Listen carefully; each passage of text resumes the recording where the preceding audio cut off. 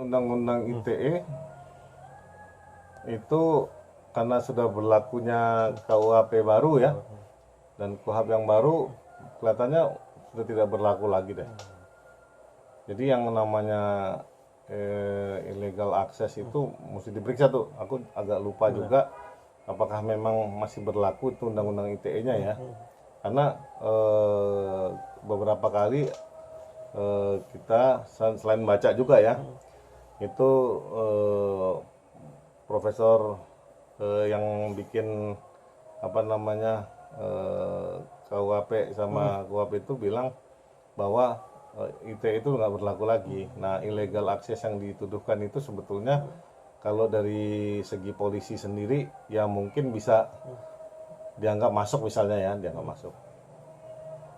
Akan tetapi sudut pandang saya terhadap perkara ini berarti kan itu membuktikan ada kejadian. Nah, kalau dibilang dia nggak punya akses, ya dia kan orang rumah juga. Artinya dia orang yang di dalam rumah. Nah, kalau dia dibilang diretas, passwordnya diganti apa segala macam, itu baru namanya illegal access. Jadi kalau misalnya passwordnya dia juga tahu dan dia juga memang bertugas untuk ngecek juga, terus dia memang punya akses. Nah, permasalahan dia bukan di illegal access menurut saya. Dia mungkin nyebarin pornografi yang kena. Mungkin itu kali. Nah, kita juga nggak tahu kan supir tersebut disuruh oleh siapa dan video tersebut dijual ke siapa, kita tidak tahu karena ujuk-ujuk ternyata video itu ada di Mawa. Yang inilah akhirnya sampai akhirnya Mawa melaporkan Insanu dan Inara terkait perzinahan yang laporkan ke Polda. Iya, seperti yang saya pernah sampaikan sebelumnya, CCTV itu sebetulnya berlaku umum ya. Artinya gini, gimana mau dibilang illegal access kalau contoh dia ya, dia berada di rumah. Nah, untuk menerangkan kejadian yang di rumah, pasti kan tanpa dibobol, pakai hacker atau dibobol passwordnya, ya itu nggak bisa di illegal access. Berarti kan dia cuma dibocorkan.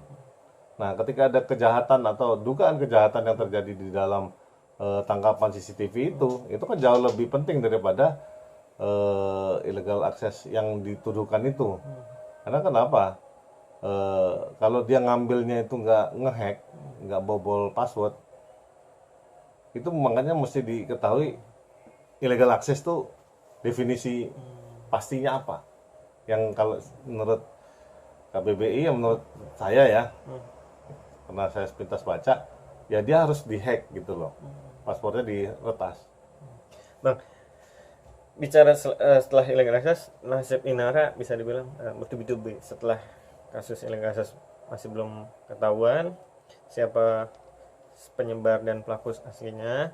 Terus dia juga tidak bisa ketemu anaknya lagi karena anak-anaknya sudah diambil oleh mantan suami itu, Virgo.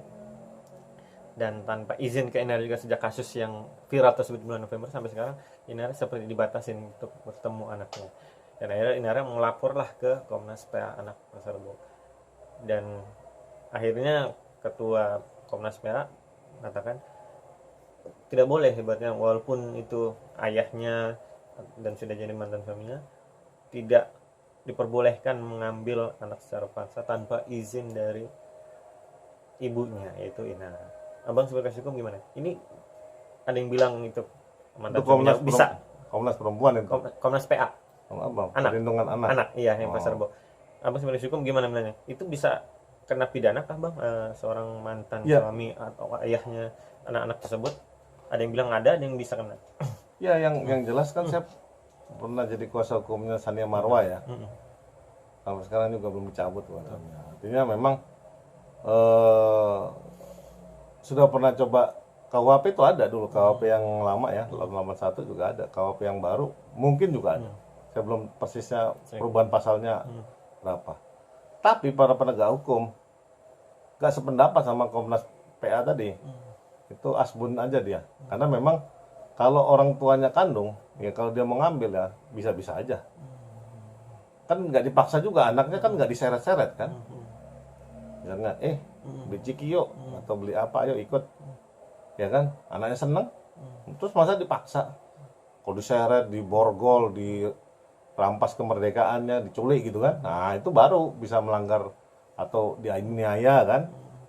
Itu baru tuh. Nah kalau soal izin-izin, Indonesia tuh nggak kenal kayak gitu tuh. Padahal di di KUHP sendiri ada tuh yang namanya pemegang hak asuh. Udah menang tuh sampai Mahkamah Agung. Tapi bullshit aja, nggak ada yang menjalankan itu. Dan sudah pernah diuji di MK juga. Bahwa pemegang hak asuh jelas dia yang berhak. Tapi pelaksana di lapangan lupakan aja. Ya artinya kan siapa cepat dia dapat, siapa bisa. Ini kan makanya saya bilang, saya berkali-kali, nggak heran. Jadi tafsirannya bebas ini, ya kan? Karena memang dulu berkaca dari zaman dulu ya, zaman guru besar korupsi jadi pahlawan nasional itu, pas masa jaya-jayanya, ya ada kejadian gini. Tapi nggak bisa diproses juga, polisi nggak bisa proses karena dalihnya adalah dia orang tua kandung. Jadi berhak, kecuali dia bukan orang tua kandung yang ngambil, lah itu masalah. Jadi bisa bilang nasib Inara benar-benar diuji gitu bang.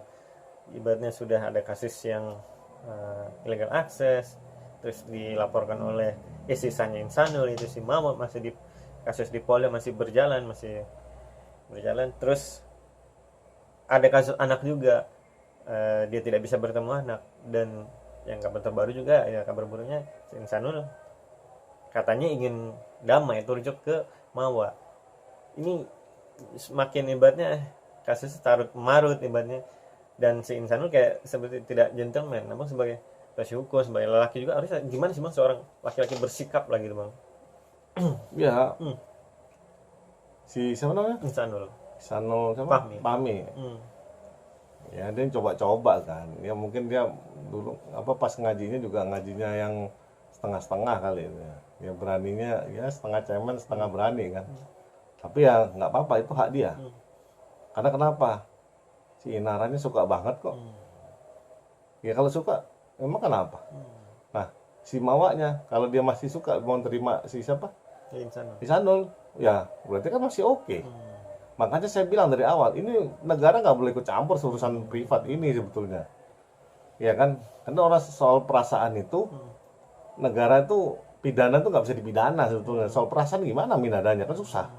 Karena terlalu nggak boleh ikut campur karena terlalu privat, keperdataannya terlalu keperdataan gitu. Jadi negara itu urusannya umum, ketertiban umum. Nah ini kan masalah antar orang per orang. Iya, orang per orang.